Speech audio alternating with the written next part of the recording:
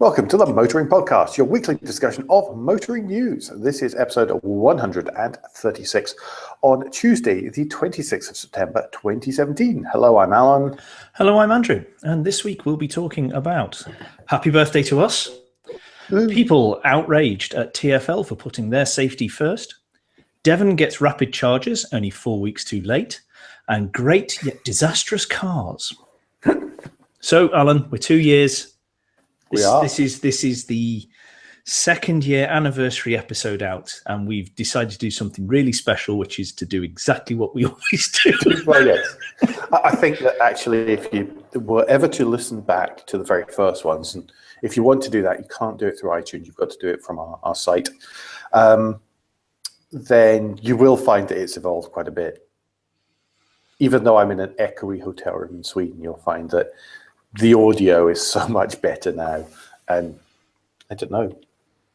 We go do less and hopefully I use the words basically a lot less, which is my big bugbear when I listen to myself. Essentially, you do. I have to insert the European siren less than we used to.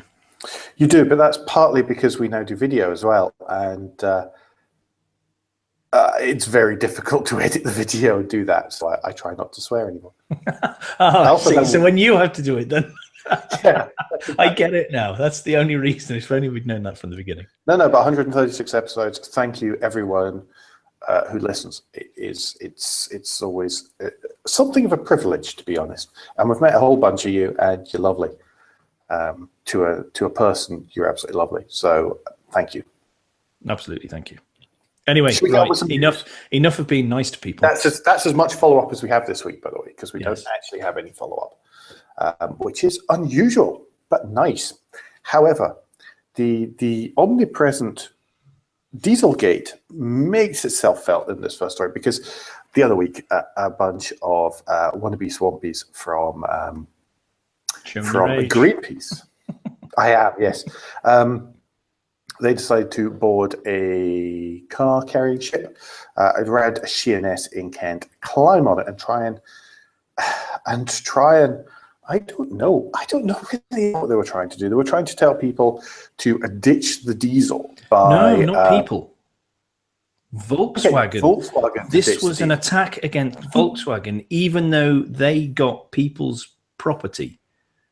This wasn't Volkswagen. These are ordered cars that had people's names against them, and they went and grabbed all of the keys. Well, they were trying to take all the keys from them, putting stickers on the engine, and doing all sorts of generally rather silly and quite invasive stuff. It was really pathetic. Yeah, that's what I was trying not to say. And ironically, the vehicle contained more petrol cars. The ship contained more petrol cars than diesel cars, as well as 37 plug-in hybrids. But hey, who cares about that? Similarly, who cares about the fact that that Volkswagen have announced that they're going to bring out 80. That's 80. Okay, new EVs planned by the year 2025. I mean, well, that was only a week before this, so they were obviously living under their rock in a cave, or wherever it is they don't have electricity or any amenities that the rest of modern society has. So they missed this massive declaration and shouting out about how the Volkswagen want to be a better company than they have been. Easy for them to have missed that, because Greenpeace were also protesting outside the Frankfurt Motor Show at the unveiling of new petrol and diesel powered models that were being unveiled there, which I actually can't name any of them. I'm sorry, I can't name any of them, because everything that I saw was about electric autonomous things. Yes, quite. But that's that. The other thing was I know somebody on Twitter did ask Greenpeace how they got there, how these protesters had actually made it to Kent from all across the country, including the Black Isle, north of Inverness in Scotland, all sorts of stuff. Greenpeace replied that it was a variety of petrol, electric, and hybrid-powered cars, which is rather unusual, given given all the pictures of people were taken in from inside a coach, which are almost universally in this country diesel-powered. Well, it goes to show, you see, that last mile is the tricky bit. It is. It's what all the people are worried about, the last mile. They were asked if they could elaborate on what types of cars it was, but never actually responded to that at all. So yes, lovely, well done, Greenpeace. All you did was really cause a mess by taking lots of keys out of lots of cars. Thanks, guys. Yeah, you got nothing positive out of that whatsoever, I don't think. No, I don't think they got. I don't yourself look silly and as though you're happy to do criminal damage. I don't think they really won anyone's favour in that one, because most people look at that kind of and say, oh, no, because that's damaging someone's property. That's not on. Yeah, all I saw was scorn, and I did look away from our little corner of Twitter as well. But all I saw was scorn and mockery. So yeah, it was I think the general public have no truck with this, as it were. That one backfired. Quite good work. Good work. Anyway, Uber have been in the news as ever. Yes, Uber have had the application for a new license refused by Transport for London. And if, in case you happen to be like Greenpeace under a rock or in a cave where there is no way of getting any news items at all, you will have missed the fact that this caused outrage. Well, huge amounts of outrage and huge amounts of distress, to the point where an online petition was set up. Whoa, okay.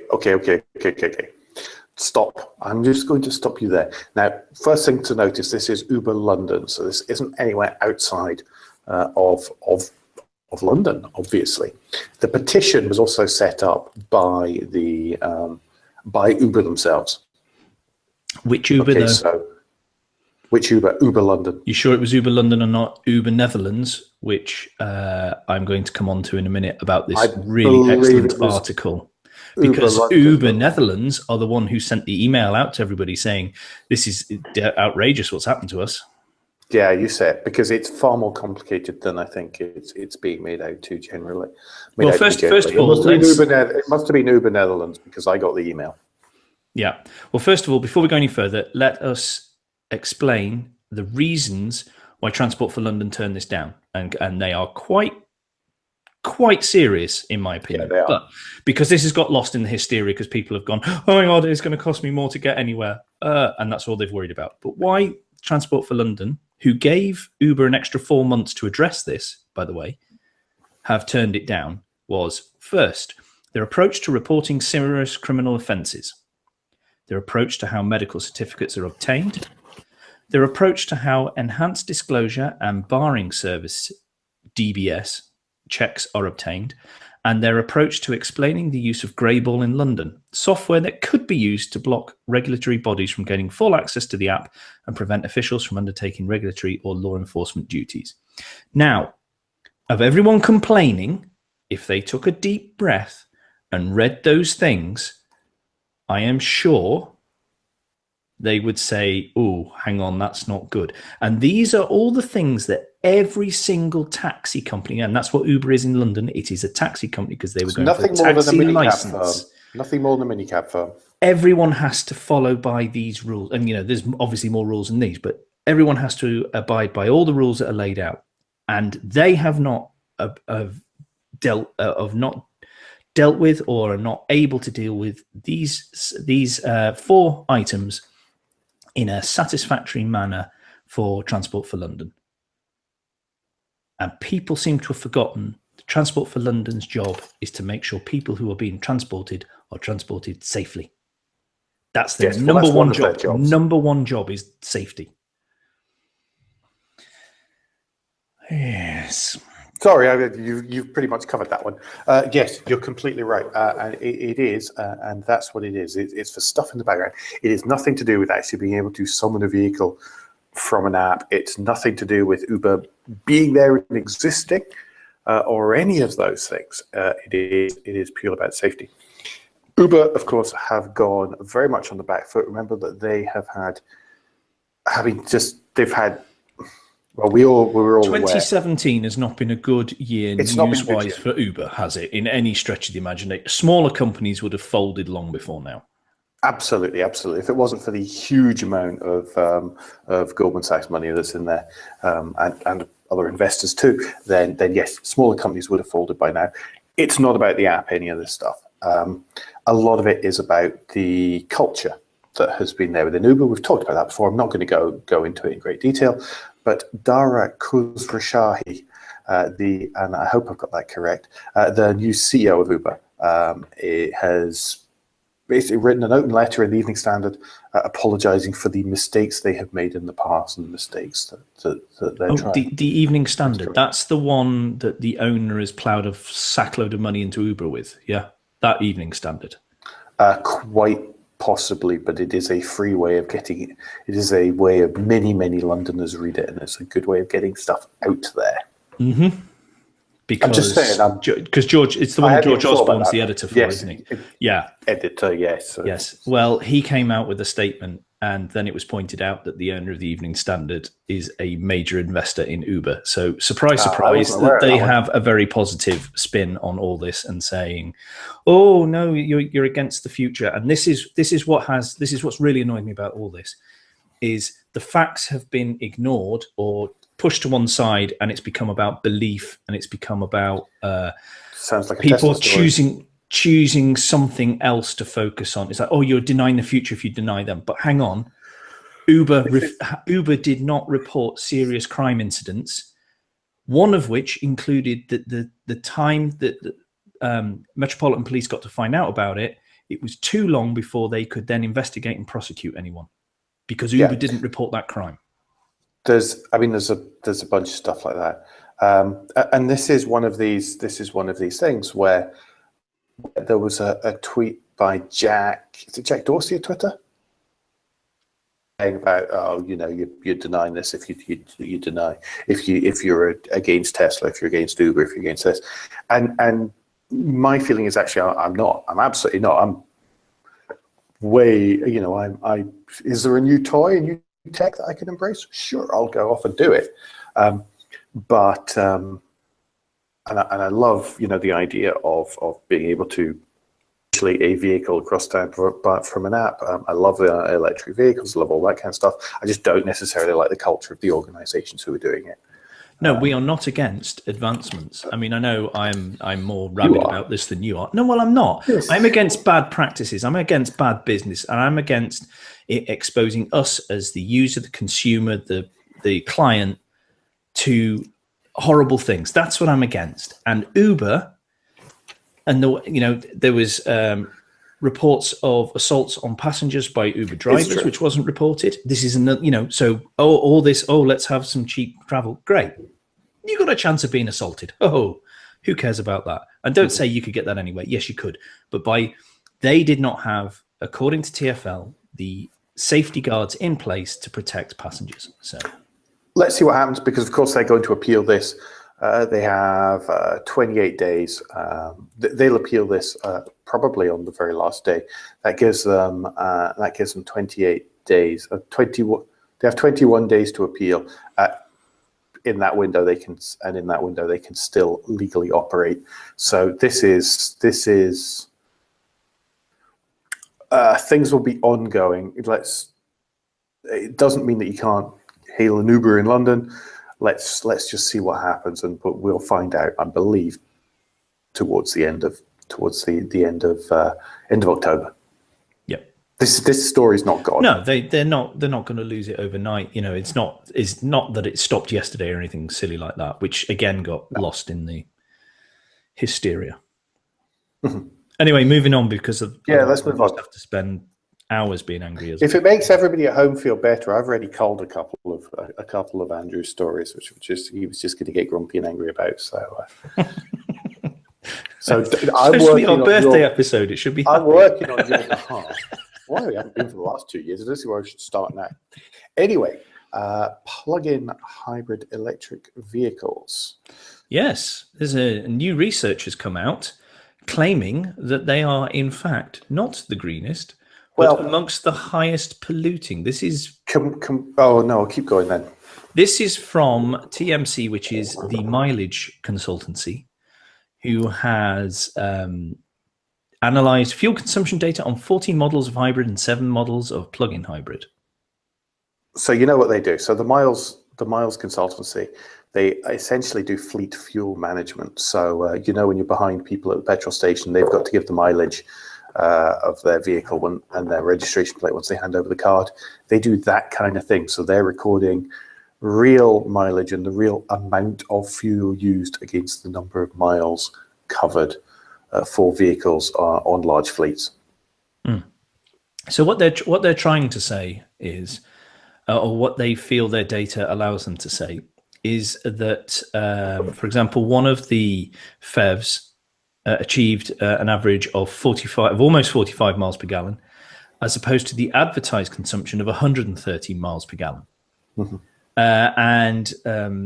The average fuel use is equivalent to CO2 emission of 168 grams per kilometer in real world, in the data they have analyzed.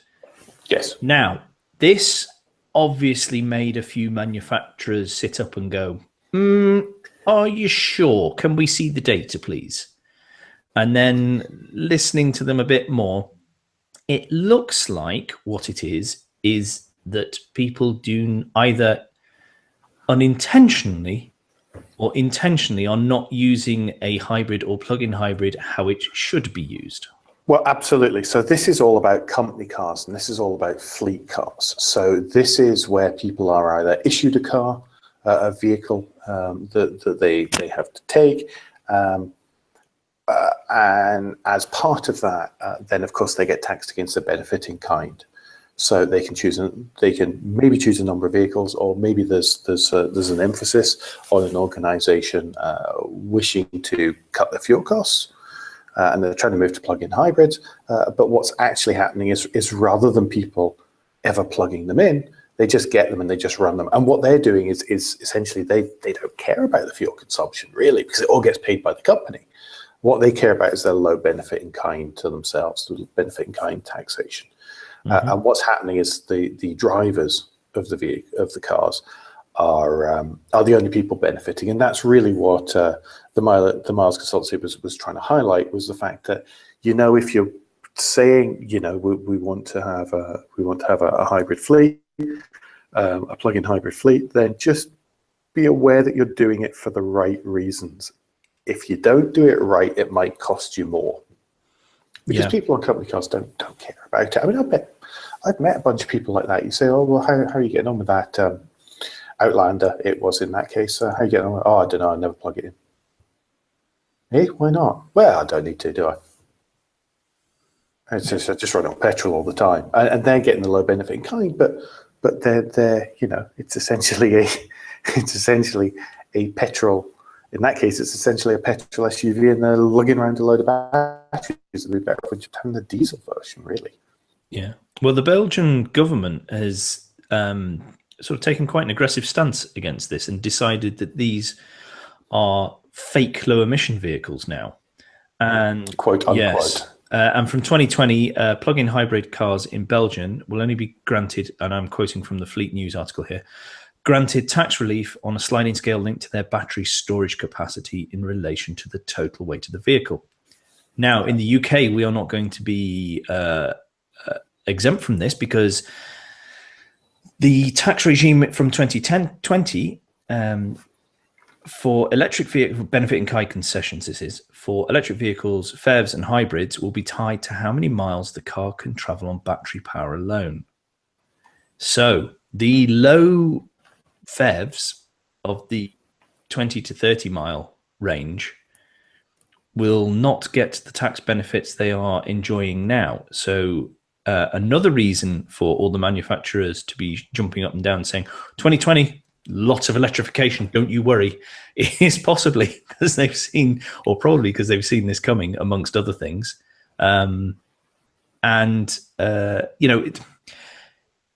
feel a bit sorry for people who understand what the hybrid is or what the plug-in hybrid is about and how it should be used to maximize the potential that it has.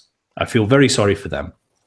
And I'd suggest that the information coming out from the motoring news side of things has not always been the greatest at explaining it, because it's been new for all of us. But I think we've all got to do a better job of explaining it in simple terms. This is the manufacturers.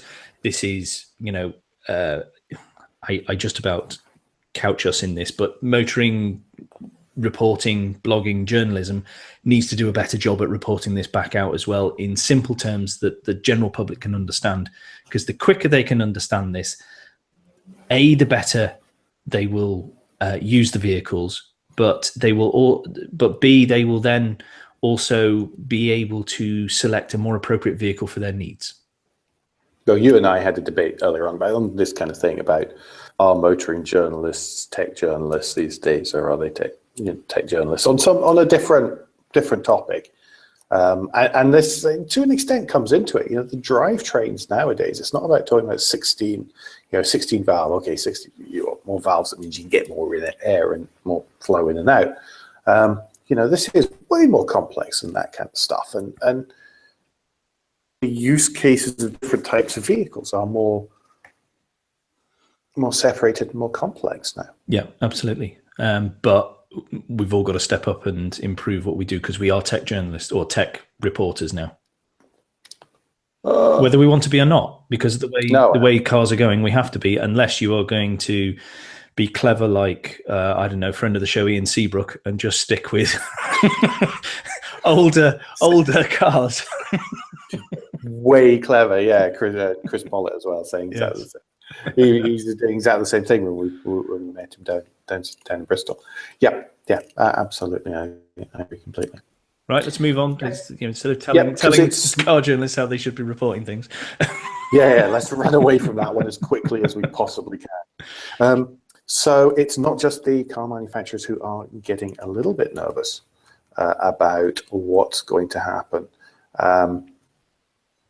What's going to happen as electrification comes along, particularly you said 2020 there, and we've got 2030.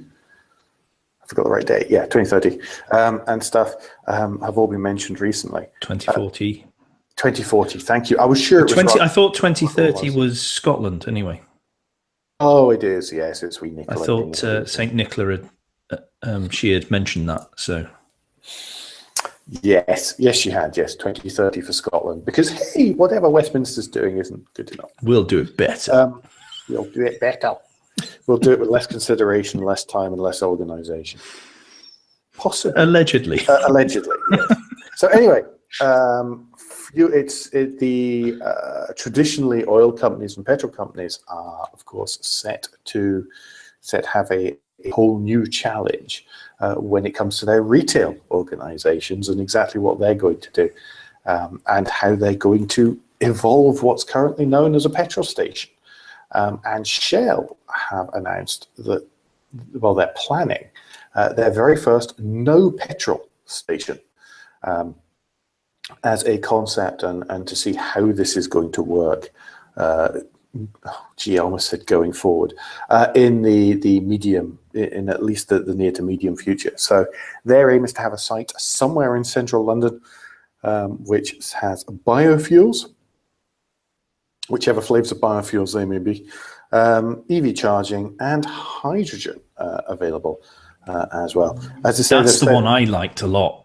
I like to see that they were putting the hydrogen there as well. I mean, I don't know about the safety side of things, but I really liked the idea of someone going, yes, we're going to install hydrogen. Refilling, charging, whatever the technical term is. I don't know. You know better than I do. With hydrogen, with hydrogen stations, everybody goes, ooh, and they have images of, the humanity and all this kind of stuff. And I'm trying not to use the word Hindenburg in there when it comes to hydrogen stations. Really, once you've actually filled up a vehicle with hydrogen, you think there are so many checks, balances in here that it really is taking the risk out of it. And it's really not such a big issue. Storage, bit of a pain because it all has to be pressurized, but hey, it's developed already. And speaking of which, Shell is expecting to open 3 hydrogen stations somewhere across the country. I have no idea. This article in the Telegraph doesn't actually say. Well, if they can dot them roughly where year, I would like to go on holiday, that would be ace. So then I can I can go, oh, maybe we can get a hydrogen car. I'm wondering how soon, totally the wrong reasons. I'm wondering how soon it'll be possible to do Land's End to John O'Groats by hydrogen and back again, of course. Back again being important. Could we do the Edge of Wales? You're doing a donkey, maybe. No other way to do the Edge of Wales in an alternative fuel vehicle right in a minute. As long as hay is an alternative fuel vehicle. But this idea of the no petrol station. Sorry, you finish, and then I'll chip in. I was also going to say what they're going to do is of course, whilst people are spending the half hour it takes to charge a car rather than standing around chatting to other people who are also charging the cars like we might have done in the past, then the idea is to present the service stations as a retail destination, which was the original aim of motorway service stations, really, providing good quality food and coffee alongside high-speed Wi-Fi. Good luck. But when we drove round, we came to the conclusion, didn't we, that if Starbucks or someone like that could get a march on all these, and before we go any further, by the way, we would like it to be known that we are available for consultancy. But before, our rates are not outrageous, don't worry, and our ideas are very good. But if, as we were driving around, we could see that so you see nowadays there's these Starbucks are cropping up all along the place, all over the place, particularly in old little chefs and things like that, which is just a nice breakup of a journey where people can meet, because so many people, more people now are freelancing or working from home, and they want to meet somewhere and all the rest of it, or just get out of the house, or they're actually on a journey as well. And if you put electric charging points, people will make a beeline to it, because that's one of the big takeouts from when we drove around is we made beeline for places because they had a charger. When we did our route was, this is the general area we want to go to. Now, where can we go to? Oh, okay, we can stop up there, which doesn't take us miles out of the way of there. And is that how we planned the route? Yes. As I drove, you did that. But that is the general concept behind it, isn't it? Is you look at them, I want to go to, for the sake of argument, Land's End. Is it possible? Apparently it was. No, it wasn't. But on paper, it was. So that's why that's why we ended up in that particular hotel that night. It's true, yes, because it had a charge. Oh no, it didn't. But yes, it is. Why so if you, I mean, particularly as we're talking, if you're talking half-hour charges, 45-minute charges, that's a coffee break, isn't it? Yeah, particularly if you're going to meet someone as well. So Starbucks or Costa, or whoever, coffee people or small break people. But you see that happening, and you see people already. Do you see people already doing that? I mean, there's. If you look at, and I know that I keep going on about ChargeMaster, but because they're the ones doing it, not for any other reason, really, is that they are, that they're trying to have an ultra charger at every exit, and they're trying to put them at hotels, places that already have beverage serving facilities. The pub that we went to that hadn't even marked the bays; it was so new. And that's a brilliant idea. You go in, I'll have a meal. An hour later, my car is absolutely chock full. Let's go on. Or just a coffee. Brilliant. And it's brilliant because you're not necessarily having to do the service station stuff where you are trapped like we are with petrol now, that it's 15 to 20p per litre more just because you happen to be on the motorway. And they say, oh, well, you've got freedom of choice. We've put the prices but next to the motorway. But the electric chargers by the motorway, because of their high connection fee, were the most expensive we used. For exactly that reason, exactly the same reason that petrol's more expensive. Anyway, it's all this kind of stuff, and the fact that actually a traditional fuel company isn't involved and isn't needed anymore. Yeah, is exactly why Shell have been working on this kind of. On this kind of concept station.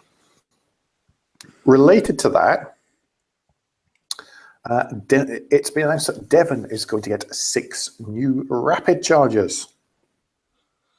Now, that doesn't sound a lot, right? That's lots. If you're not up to date with this sort of stuff, if you haven't listened to us as we did our mini episodes for Charging Around Britain, but 6 in the space of Devon means you have, if you just want to travel around Devon and a big chunk of Cornwall, and that's it, you are absolutely covered. And as far as charging points in electric car, you don't need to worry. Well, drive a Nissan Leaf, a Renault Zoe, or a Tesla. You couldn't be worried if you happen to drive 3 times. Now, I don't know. Why is that? Oh, because they only do DC. They don't do CHAdeMO charging on these ones. Supposedly, Instavolt and Mid Devon District Council did a lot of research, comprehensive research, and they didn't select the best-selling electric car in the country. Actually, the AC charging was unnecessary, so they're DC only. So they're CCS and Type 2. So unless you have the is there an adapter, is there then that you get? That you can, but it's an external bit that you have to buy it. I believe it's an extra. But yeah, so that's there's Zoe, Leaf, and Tesla. Does that affect the charging time then with the adapter? It will do, because it'll make it less efficient in some way, shape, or form. Please don't ask me any more technical questions. So, but yes, so it turns out that that's the case with those. So yes, it's great. Loads more for many of us, people with i3s, with Ionics, with vehicles like that, which have those, which are DC. But if you're AC and if you're the best-selling electric vehicles in the country and the most numerous on the roads, then it's not really going to help you that much. But I am delighted that the Southwest are getting them, because they already have more charges anyway. Yeah. Yes, that's true. But I am delighted the Southwest is getting that, because I was absolutely gutted when we couldn't explore everywhere that I wanted to take us, because they just didn't have the capability. So hopefully it rolls out more and more. Mm-hmm. Because when I was down in the Southwest over the summer, I noticed a lot of electric vehicles anyway. I was surprised at the number. I know it was more than the year before. And I think it's just going to get bigger and bigger. And if these, it makes, I'm going to bang on a bit about stuff we've already said, but it makes so much sense for so many people, but they just don't know. Yes, exactly. I think you're quite right. So, but anyway, more rapid chargers, always a good thing. What a shame it doesn't cover everything. Anyway. Gosh, this is hard going tonight, isn't it? But this is that point in the show when I remind you about our Patreon, where you can support the Motoring Podcast by donating a small amount of money every month. If you'd like to know more, then head to motoringpodcast.com and click on the orange Become a Patreon button on the front page. We're aiming for at least 1 new patron every month, and we've managed it for this month. But don't let that stop you. Don't let that stop you at all. You can go ahead and be a patron for October already. If you're already a patron, then thank you very, very much. But we understand that not everyone has the ability to spare us a small amount of their income every month. So please don't forget to like, rate, and leave feedback on the Motoring Podcast and a review via the podcast player of your choice.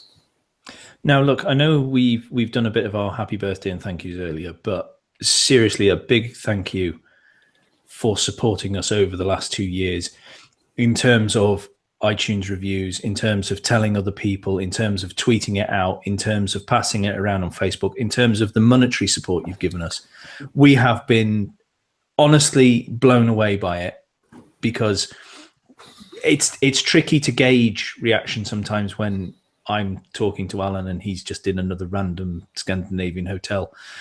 You don't know. You don't know exactly how people are reacting to it. So for people to have been as supporters as they have, to the point where they take that extra step, has been really, really amazing. And we do.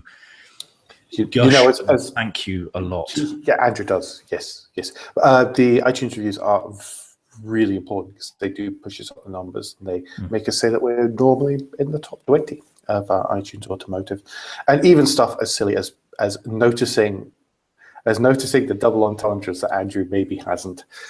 Is yes, thank you.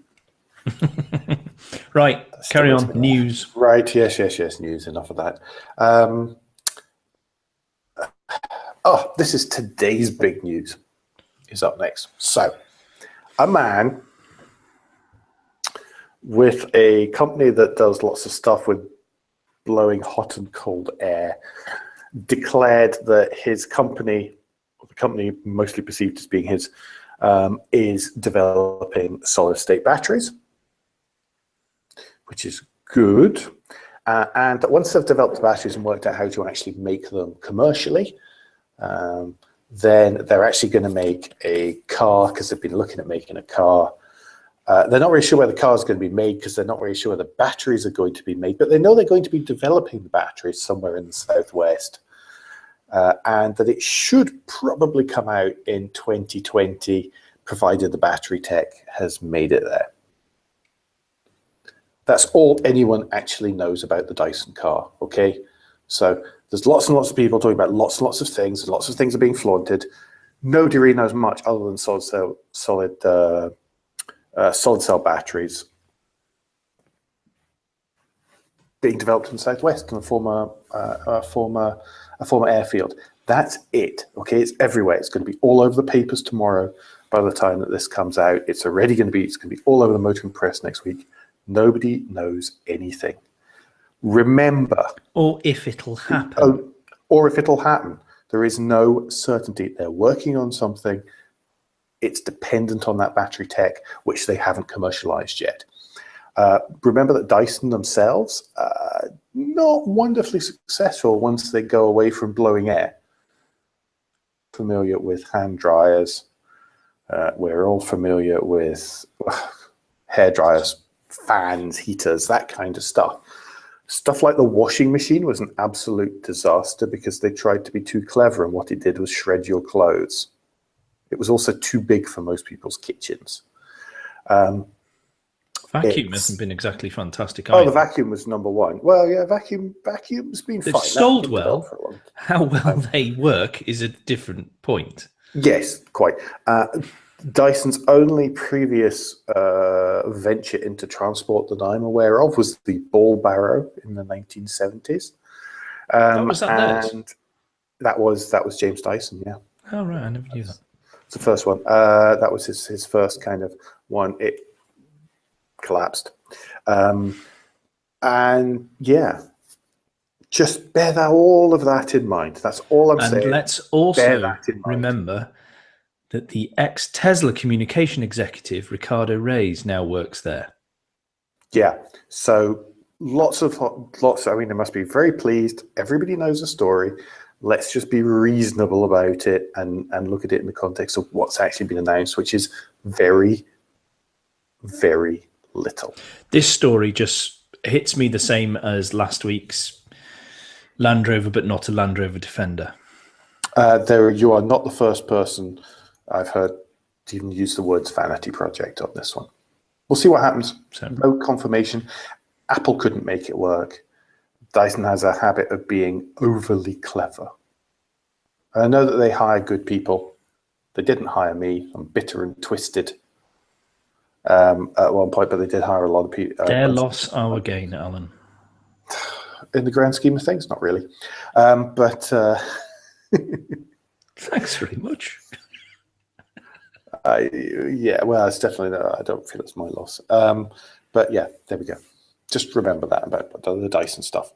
It's going to be all over the place. They're now very low. Yeah. Right, let's move on. This is an article that Lem Bingley, sorry, mispronunciation there, because I was looking at the name I've got to pronounce in a second. Lem Bingley tweeted out today on greenmotor.co.uk, which I think is excellent and worth your time of 5 minutes to read it. And this is with Dr. Eric Colling. If I've pronounced that wrong, I'm really sorry. Normally I give tricky sounding names to Alan to do, but today I put this on myself. Which is good because I actually got around to reading this yet. So. Yeah, and he's a technology advisor and vice president at Zenuity. And they've got a joint venture with Volvo and Autoliv to make or to work on autonomous vehicles and researching autonomous stuff. Now, as everyone knows, I'm not quite as enthusiastically optimistic about how quick these are going to come in, or if they are going to come in sooner than, say, 20 or 30 years. They are in very narrow parameters that autonomous vehicles will be on the roads and where they'll be used. And it was really interesting to read this article because that's essentially what Dr. Coling's saying, that he feels that they will be used in very specific environments, particularly to start with. He said there's not going to be a mass adoption, sort of like there's going to be a switch flipped and everyone can buy an autonomous vehicle that will drive anywhere and do anything you need at all times. No, that's not going to happen. It has to progress. So this is an excellent article. The questions are really good from Lem as well. So I thoroughly encourage you to read this article. Links as ever in the show notes. And Lem and Green Motor are always good people and interesting people to follow anyhow. Yeah, we kind of recommend those on our reading list. This is definitely your one if you've got your 5 to 10 minute reading over lunchtime. There's videos and everything in there too.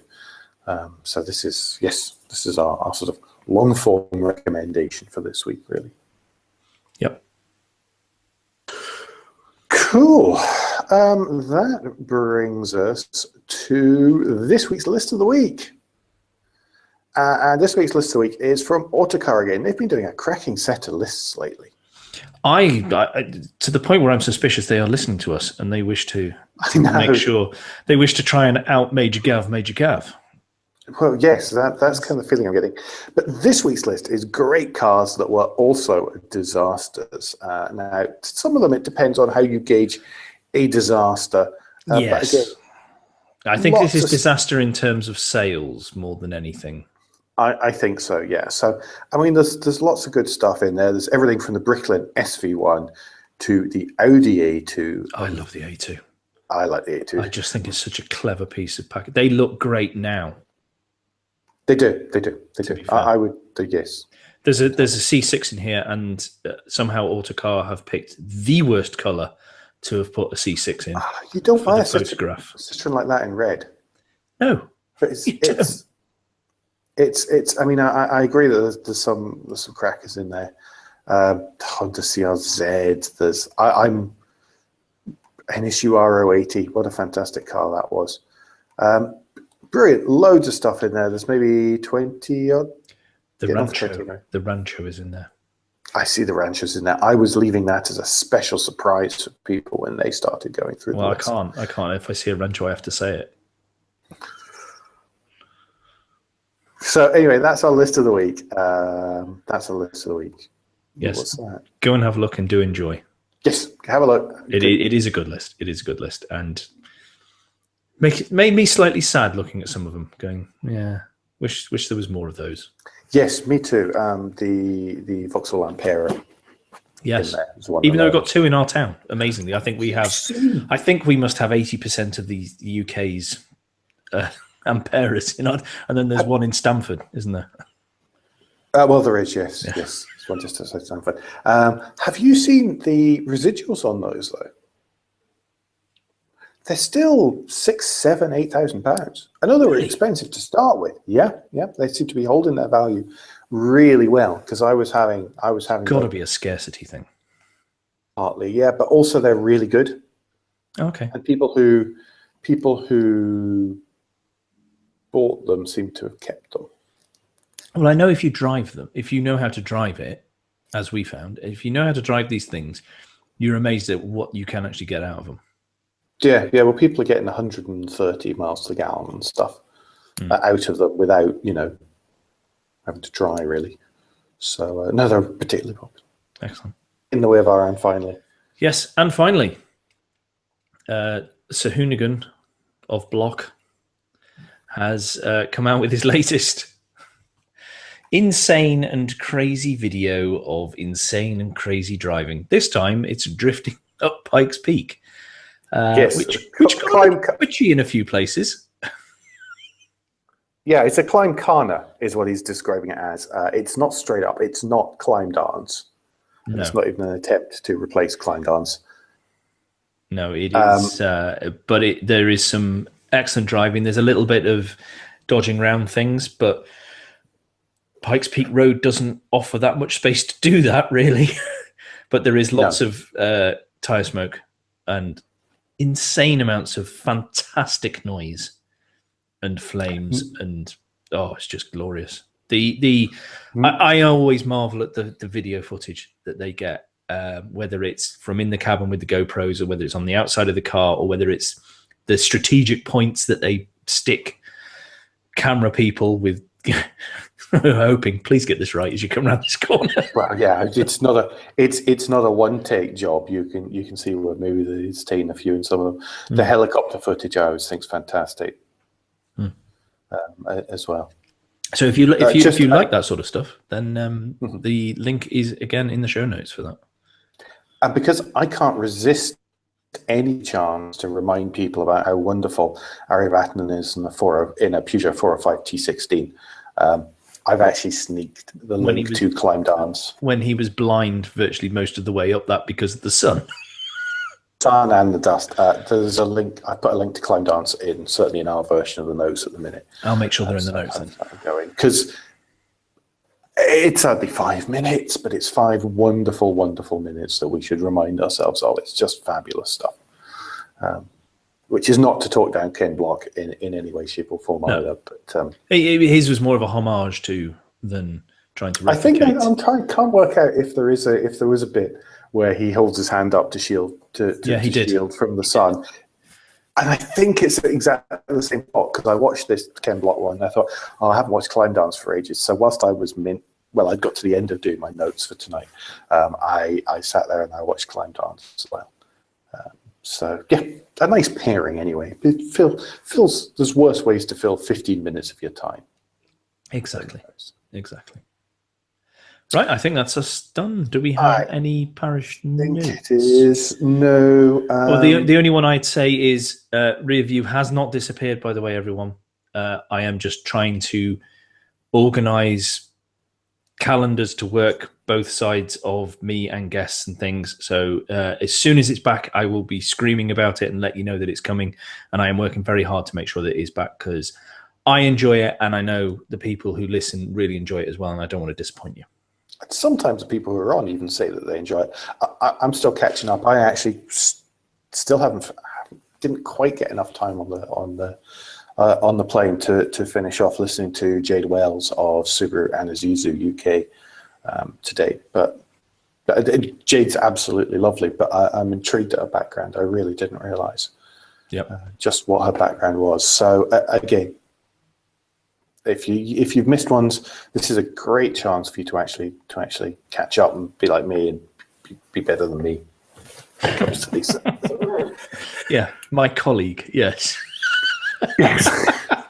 Do you know what? It's hard. It's hard in the summer because it's you can't hear the voices properly with the roof down the car. No, yeah. Well, that's why you should. That's why I'm against soft tops. Yeah.